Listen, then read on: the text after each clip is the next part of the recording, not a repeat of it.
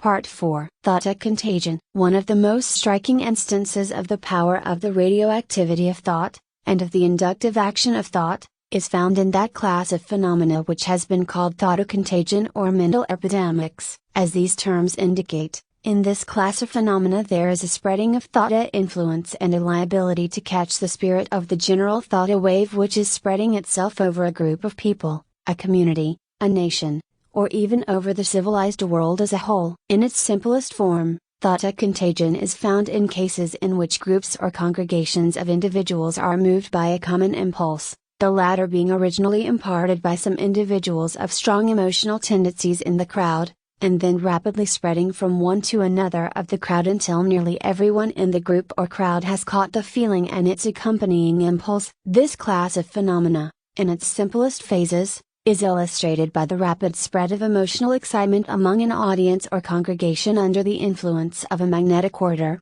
preacher, actor, or other spellbinder as the colloquial term well expresses it. You have seen large audiences swayed by a common emotion under such circumstances and, perhaps, have yourself come under the influence of the epidemic thought occurrence. One is often roused to the stage of intense emotion, and experiences the impulse to act thereupon, by words which when seen in cold print seem devoid of any exciting power. In such cases, the orator, actor, or preacher possesses sufficient magnetic force to set things going, and after that the contagion spreads rapidly until finally nearly everyone in the audience is more or less affected. In cases of revival meetings the influence of thought contagion is quite strongly manifested. The same principle governs what are known as mobs, creating what is known as the mob spirit. The mob, at the beginning, may be made up of the average persons of the community, brought together by curiosity or general interest, and free from vicious intention. Before long some turbulent spirits in the crowd begin to manifest emotional excitement, and start to arouse a similar feeling in their neighbors. If the conditions are favorable, before long the contagion has spread and the epidemic has assumed alarming proportions. If the impulse and influence be sufficiently strong, the crowd veritably becomes a mob, and in some cases proceeds to commit acts of violence and destruction of which the majority had no thought in the beginning, and of which but few of its members would have been capable under ordinary circumstances. When the influence has passed, most of the individuals are aghast at the acts which they have helped to perpetrate. The following newspaper report of the mental epidemic manifested at one of Paderewski's recitals, several of years ago, will illustrate the thought contagion frequently in evidence in audiences, congregations, etc. There is a chatter, a rustling of programs, a waving of fans, a nodding of feathers, a general air of expectancy, and the lights are lowered. A hush. All eyes are turned to a small door leading onto the stage. It is opened. Paderewski enters. A storm of applause greets him, but after it comes a tremulous hush and a prolonged sigh created by the long, deep inhalation of upward of 3,000 women. Paderewski is at the piano. Thousands of eyes watch his every movement through opera glasses and with an intensity painful to observe. He the idol, they the idolaters. Toward the end of the performance the most decorous women seem to abandon themselves to the influence. There are sighs, sobs, the tight clenching of the palms, the bowing of the head. Fervent exclamations, he is my master!" are heard in the feminine mob. Other equally striking examples are afforded by the thought contagion and the mental epidemics manifested at the meetings of the successful evangelist or revivalist. You will at once recall instances within your own experience. Immense crowds are aroused to the highest pitch of excitement. Individuals throw aside their customary reserve and dignity, and indulge in emotional extravagances of speech, demeanor and action. Shouts, moans, and groans are heard. Some persons fall into spasms brought on by overexcitement, others faint or fall into trances. The crowd rushes to the altar to confess its sins, and to seek salvation. The pockets of the crowd are emptied into the collection receptacles. Often jewelry is torn off and tossed into the plate. Even the scientific observer, though holding himself well in hand, often feels the surges of emotional contagion, and may even be surprised to feel the tears coursing down his cheek. Though his head remains cool, his heart has been aroused by the heat of the emotional contagion. In the case of the mob,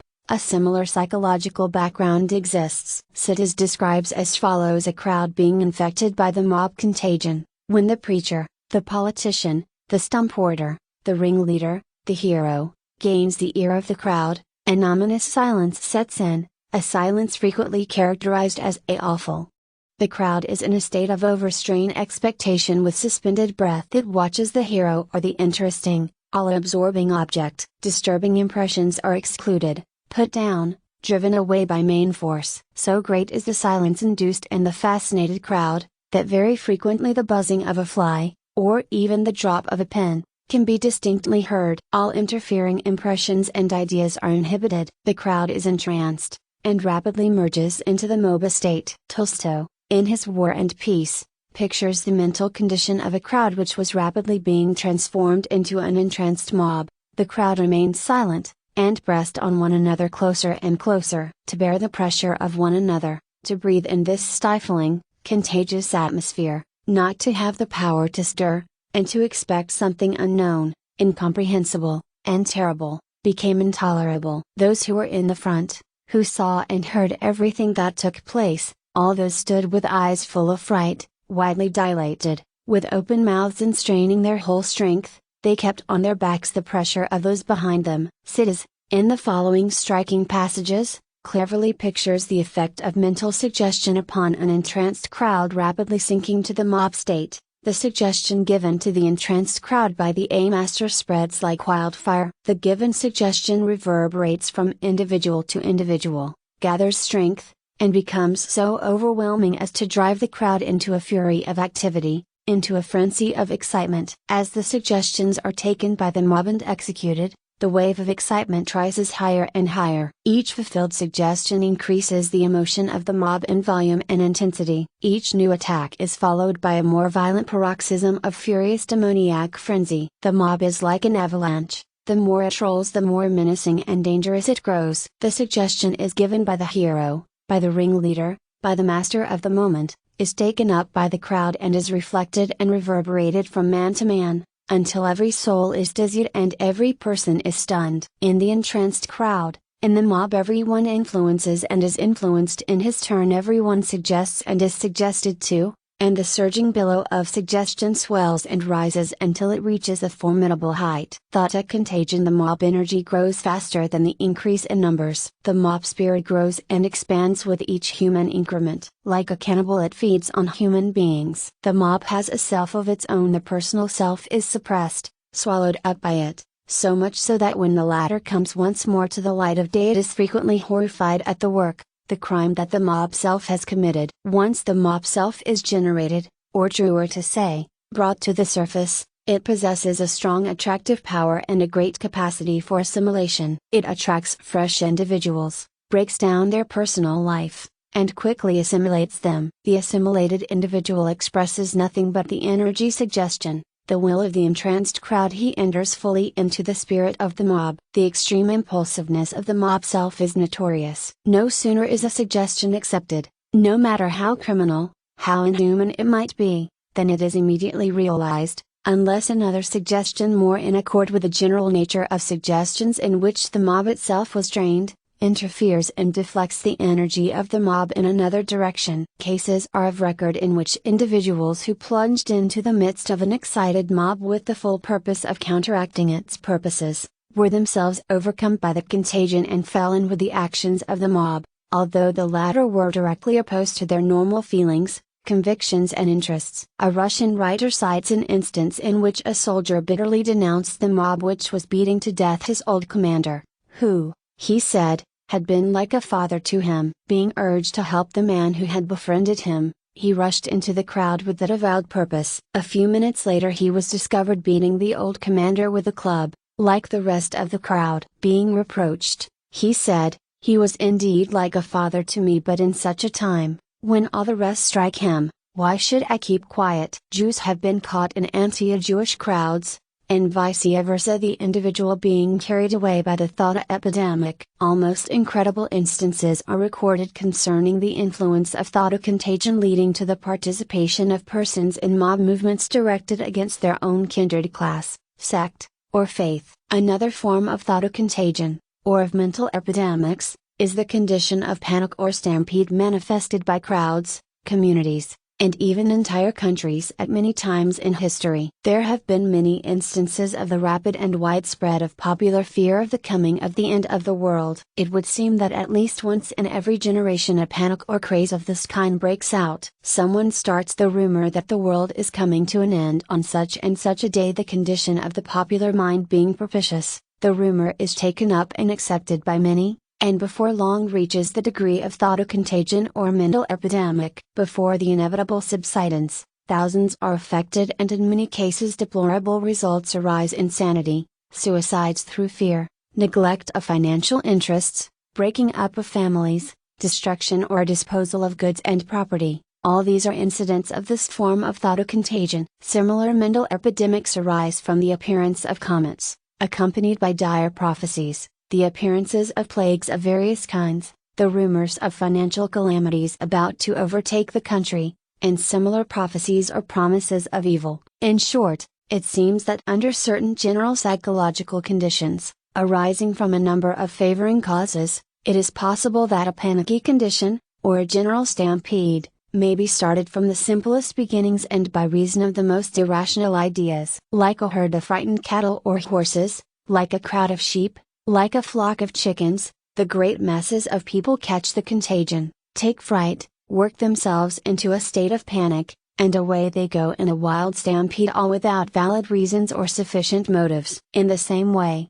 strong waves of speculative excitement, gambling crazes, get-rich-quick epidemics, have affected large masses of people. Apparently all at once, great numbers of people will rush to invest their hard-earned money in some wild, fantastic, unbusinesslike scheme which has been widely heralded. Then scores of similar schemes are revolved like mushrooms. They grow overnight. Persons heretofore careful and prudent throw aside all caution and forethought, and actually beg the promoters of the wild enterprises to accept their money to let them in the scheme. Then, sooner or later, the bubble bursts, and the excitement dies out at once. After it is all over, the public wonders how it ever could have happened. The people keep on wondering, until history repeats itself as it always does when given sufficient time. As illustrations of the financial crazes or epidemics due to thought contagion or mental epidemics, we cite the following three celebrated instances. 1. The tulip craze, of 1634, where the Dutch people experienced an epidemic of belief in the get-rich-quick possibilities of tulip raising. Ordinary industry was suspended, and practically everyone took to raising tulips. Fancy tulips rose in value equal to that of diamonds. They were sold by the grain, or even by more minute weights. People sold their houses and lands, their furniture and their businesses, in order to speculate in tulips. Money poured into Holland from other countries to which the epidemic had spread. In time, a panic succeeded the craze, and the bubble burst, causing the ruin of thousands of persons. 2. The Mississippi Company craze of 1717, in which the thought contagion or mental epidemic reached heights which now seem almost incredible. This craze had its seat in France, where John Law, a shrewd Scotchman, obtained from the Regent of France the exclusive rights for his company to trade on the west bank of the Mississippi River in America. Later, the exclusive privileges were extended to the East Indies and the South Seas. Law announced probable profits of 120%. Thousands of enthusiastic Frenchmen of all ranks and classes fought at Law's doors for the privilege of subscribing for shares in his company. The nation indulged in an orgy of gambling. The streets were transformed into trading floors for the sale of stock. The public acted as if it were drunk. The wildest excesses were manifested. Finally the bubble burst. Thousands of persons had lost their all, and many were reduced to actual poverty. 3. The South Sea Bubble, of 1720, in which the English public was subjected to a severe attack of thought contagion, or mental epidemic. The South Sea Company, by means of false rumors, started the craze. The rumors spread, gaining in size and strength as they traveled. Soon it was believed that the investment of £100 would bring a sure return of many hundreds of pounds per annum. People abandoned their ordinary occupations, and became speculators in shares of stock. Imitation schemes were born, and people fought to trade in their shares. The whole country was infected with the get-rich-quick virus. The most absurd schemes were evolved, and nothing seemed too silly to receive popular support. The shares of the South Sea Company finally reached the point of 1000% increase. Finally, the bubble was pricked, stocks fell, a panic ensued, thousands were utterly ruined financially. These three great cases of thought contagion, or mental epidemics, serve to illustrate the general principles underlying all similar cases. In this country and in Europe there have been other cases of financial crazes of a similar character which have occurred during the past century. Every person of middle age will readily recall instances of this kind, of greater or less severity. Sidis says of this class of cases, the course of speculation epidemics is to rise to the highest point of heavenly bliss, and then to fall to the lowest depth of misery, to pass from a state of acute maniacal exaltation to a state of still more acute melancholic depression. Great waves of religious revival epidemics have at times rolled over countries, affecting many thousands, and in many cases causing deplorable results. In America, the earlier part of the 19th century was remarkable for such cases. Several great revival epidemics flourished in this country in the first half of that century. In 1800, in 1815, and again in 1832, the great American revivals flourished. In many cases the public, especially in remote districts, literally went mad. Hysteria was deemed the hallmark of salvation, and the saner minds in the ministry were rejected by the masses who preferred to follow the lead of the sensationalists. Ordinarily sober and sane persons attending the meetings acted like wild dervishes. Convulsions, trances, strange fits, barking like dogs, mewing like cats, neighing like horses, these were the signs of conversion, according to the insane standards adopted. In some cases, there began a search for spiritual mates, and soon the sanctified were living with affinities with the full consent of their lawful mates. The craze passed in time, leaving behind it a trail of physical and mental wrecks and, in some instances, moral wrecks as well. In this class of mental epidemics may also be placed the great Millerite craze of 1840, arising from the predictions of one William Miller that the coming of the Lord was at hand, and the end of the world was about to occur. The doctrine was widely spread by Miller and his disciples, and before long the country went wild with it. Finally, an exact date, year, month, day, and hour, was announced, in which the Son of Man will come with power and great glory. Then came the gift of tongues and the gift of prophecy to the faithful. Men and women forsook their work and their homes, and indulged in orgies of religious hysteria. In many cases families were forsaken and abandoned. Nights were passed in exhortations and prayers. It is recorded that night was rendered hideous by their screams. Property was given away freely, or else abandoned. White ascension robes were prepared by the faithful, for the great day. The day came, the faithful waited,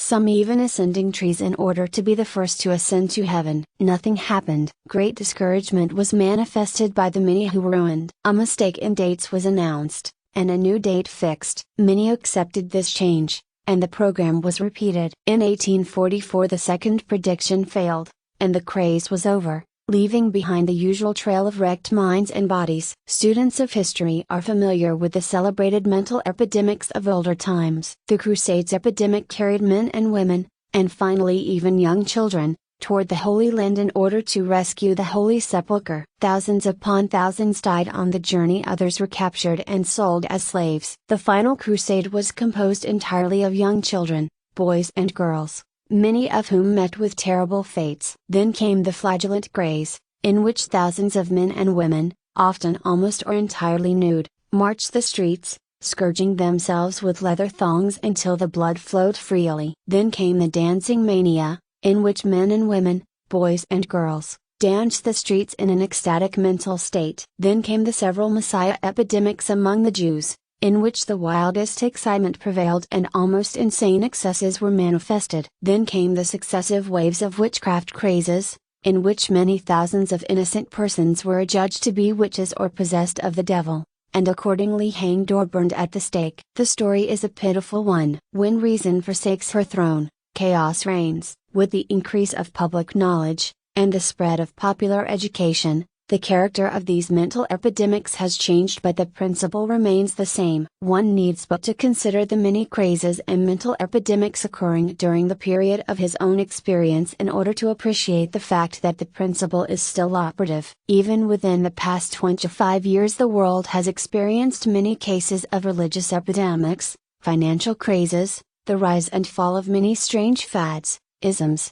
and ologies. Strange crazes for extreme fashions in dress, in amusements, etc., are continually having their rise, their brief period of popularity, and their speedy decline. To read a book written 20 years ago, is to realize how many now forgotten crazes were flourishing at that time. Students of those of our own times will have a similar experience of amused wonder, 20 years hence. In times of great political excitement, particularly during presidential campaigns in this country, these great waves of thought contagion pass over the land, causing mental epidemics of great power. A few days after election, people are wondering what it was all about. The sinking of the Maine, in 1898, produced a mental contagion which extended all over the United States, and thus made inevitable the war with Spain which followed a few months later. In 1915, the sinking of the Lusitania aroused a great wave of thought contagion in America, and war at that time was almost caused. Its effects, temporarily held back, were manifested 2 years later when similar occurrences aroused the popular feeling and caused the entry of the United States into the Great World War. The Great World War, itself, owed its rapid spread and its wide extension in no small measure to thought contagion. Persons all over the world are now looking back, in a dazed condition, to the terrible happenings of that recent period of the world's history, and are wondering how they possibly could have occurred in this stage of civilization. But all thought contagion is not of such a marked or violent character as indicated by the illustrative cases which we have cited. As we have told you in our consideration of thought atmospheres, the atmospheres of places, of cities, towns, villages, districts, houses, stores, offices, etc., are largely due to thought contagion. The thought keynote sounded by strong authoritative individuals in a community, or in a place of business, a church, or an office, communicates itself to those dwelling in the place or working there. Then begins a process of action and reaction, a mutual contagion, which continues until a mental equilibrium is secured, and the thought atmosphere of the places becomes set. The mental keynote of an audience, a congregation, a mass meeting, etc., is reached in the same way. The principle remains the same, though its manifestations have a wide range of different expressions. You must not fall into the error of supposing that all thought contagion is harmful, evil, or detrimental, or that every mental epidemic is a bad one. On the contrary, good thoughts are catching as well as are bad ones. The influence of thought environments of the right kind is most powerful, and has helped to reform many a person and to set him on the right path. One finds it very much easier to pursue the right path of living when he is surrounded by the proper mental atmosphere, just as the opposite kind of mental atmosphere makes right living much harder for him. This fact is instinctively understood by those working for human betterment, even though they may not understand the true causes underlying what they call environmental conditions. The right kind of environment is the place in which the proper kinds of thought vibrations are habitually manifested, and the appropriate kind of mental atmosphere maintained. An understanding of the true causes of environmental influence will serve to clear up many apparent mysteries which attract the attention of all students of the subject. Neither should you fall into the error of supposing that you are at the mercy of every wave of thought or contagion of every mental epidemic that comes in your direction. The more that you understand the nature of thought or contagion and mental epidemics, the less liable will you be to be affected, or infected, by those of an undesirable nature. Forewarned, forearmed, says the old proverb, and it is true in this case. When you know the symptoms, you may deliberately guard against the infection by determinedly turning your thoughts and attention in the opposite direction, and by bringing your reason into action. Finally, you may realize so fully the fact that the I am is the master, that you may erect a defensive barrier against all thought influences of a detrimental or harmful character, while opening yourself to the inflow of helpful, positive, advantageous thought influences. In the later sections of this book these matters will be gone into in further detail. In conclusion, let us remind you that in knowledge there is power, in this matter of thought contagion and influences. And knowledge of the facts is in itself a strong weapon of defense. Again, let us assure you that there is nothing to fear in the case. That is, there is nothing to fear but fear, for fear is the great negative, depressing, weakening mental state. Thought invites undesirable mental occurrence and contagion. Fearlessness repels them. Fearlessness is positive, thought is negative, and the positives always overcome the negatives. The individual who realizes in consciousness the real nature of his I am I, and who recognizes its impregnable position, may stand on the solid rock of his own selfhood,